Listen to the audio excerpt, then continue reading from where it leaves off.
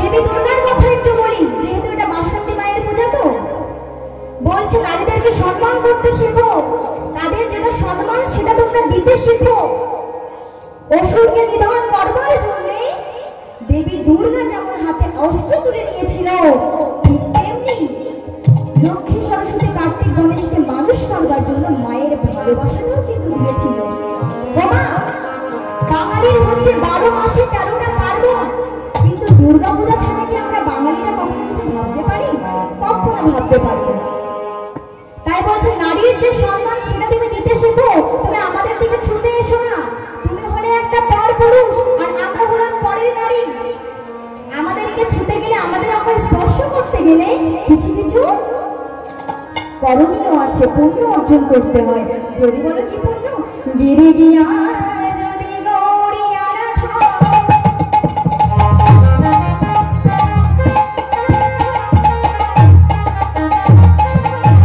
তুমি গিরি পর্বতে গিয়ে যদি গৌরী পূজা করো,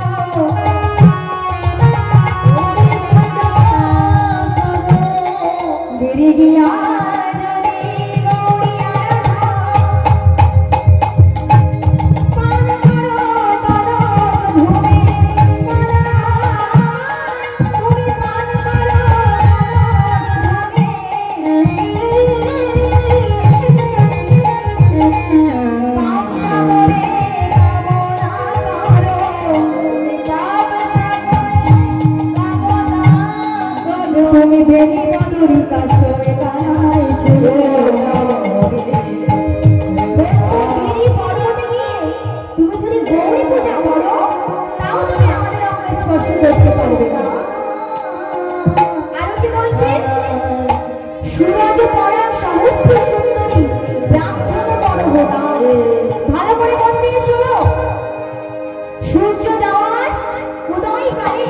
যদি তুমি 100টা সুন্দরী রমণী ব্রাহ্মণকে দান করতে পারো, তাও তুমি আমাদের অঙ্গ স্পর্শ করতে পারবে। তাই দাদা, আমাদের এক কথা আর 100 কথা সমান। তুমি আমাদের অঙ্গ স্পর্শ করতে এসো না, তুমি আমাদের পথ থেকে সরে যাও। তখন গোবিন্দ আমার কি বলছে শুনো। গোবিন্দ দাসের বচন মানব না করে এমন ভঙ্গ, সেই নাগরী এরসে আগরি করহুতা করো সঙ্গ। বলছে, হে সুন্দরী, সূর্য উদয়কালের প্রয়াত তীর্থে তুমি যে বলছো না 100টা সুন্দরী রমণী ব্রাহ্মণকে দান করতে, আর তুমি বলছো না গিরি পর্বতে গিয়ে গৌরী পূজা করতে।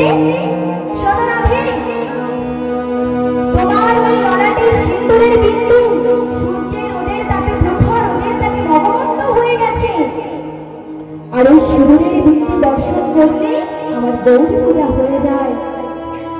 তাই রাধে, তোমার অঙ্গ আমি স্পর্শ করবো না, তো আর কে স্পর্শ করবে শুনি? যখন এমন কথা বলেছে, রাধারানী আবার বলছে, ওগো প্রভু, তুমি যদি আমার অঙ্গ স্পর্শ না করো, তাহলে যে রাধারানীর জীবনটা বৃথা হয়ে যাবে প্রভু। আমি তো তোমাকে পাওয়ার জন্য, তোমার চরণ স্পর্শ করবার জন্য যে আমি এত বাধা পেরিয়ে তোমার কাছে এসেছি প্রভু। তুমি তো আমার অঙ্গ স্পর্শ করবে রাধে? বলছে, হ্যাঁ প্রভু, তুমি আমার অঙ্গ স্পর্শ করবে। এই বলে আর ক্ষণ বিলম্ব না করে রাধারানী আমার গোবিন্দের দিকে আসছে। কেমন করে? এত বলি মহাসুখে তুলে দিল কৃষ্ণ মুখে, এত বলি মহাসুখে তুলে দিল কৃষ্ণ মুখে, এত বলি মহাসুখে তুলে দিল কৃষ্ণ মুখে, এত বলি মহাসুখে তুলে দিল কৃষ্ণ মুখে।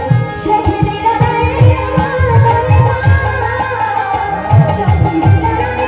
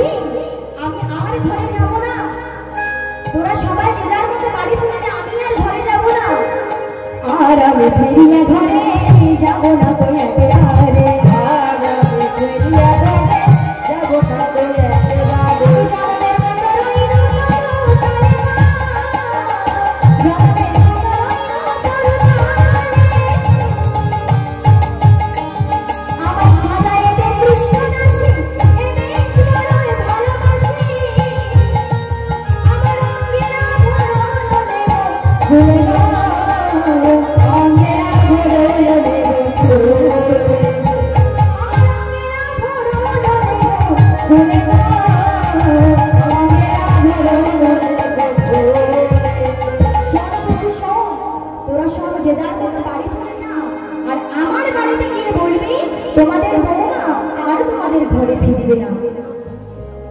ঘরে যে ইহাই বলো দান ঘটে রয় ঘরে যে ইহাই বলো দান ঘটে রয় যার রাধা হইল না যার রাধা হইল ভেরি নাম ভেরি যেন বিরাট জমি নেই যেন জমি যেন জমি নেই যেন শ্বশুর জমানার বাড়ি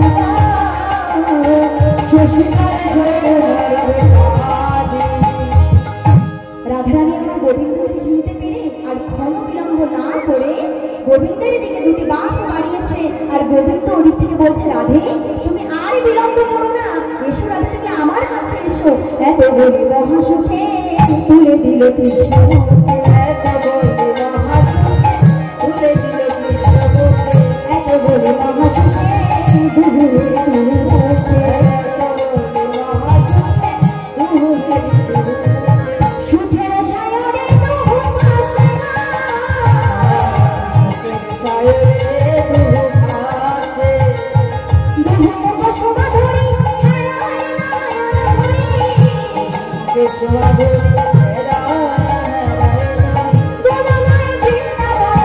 Shut